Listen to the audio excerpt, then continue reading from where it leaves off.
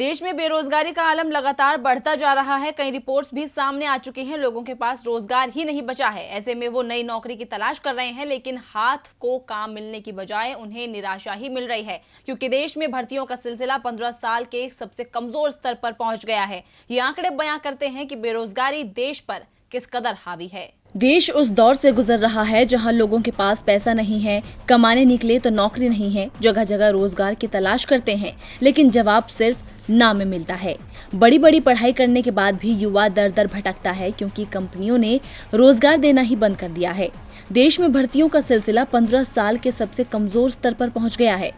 800 से ज्यादा नियोक्ताओं के सर्वे में सिर्फ 3% कंपनियों ने ही अगले 3 महीने के दौरान नई नियुक्तियां करने की मंशा जताई है।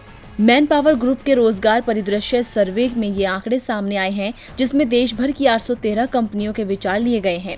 सर्वे के अनुसार भारतीय नियोक्ता 2020 की पहली तिमाही में नियुक्तियों को लेकर सतर्कता का रुख अपना रहे हैं।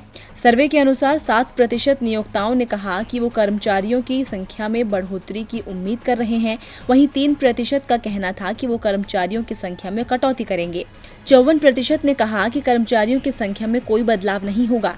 इन आंकड़ों को सीजनल बदलाव के हिसाब से समायोजित करने के बाद सिर्फ 3% ही बैठता है, यानी सिर्फ 3% कंपनियों का मानना है कि कर्मचारियों की संख्या में बढ़ोतरी होगी।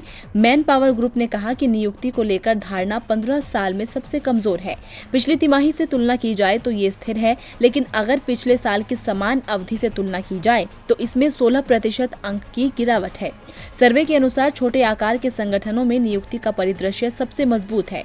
उसके बाद मध्यम आकार और बड़े आकार के संगठनों का नंबर आता है। इन आंकड़ों से साफ है कि गिरती अर्थव्यवस्था की वजह से लोग नौकरी देने को ही तैयार नहीं है।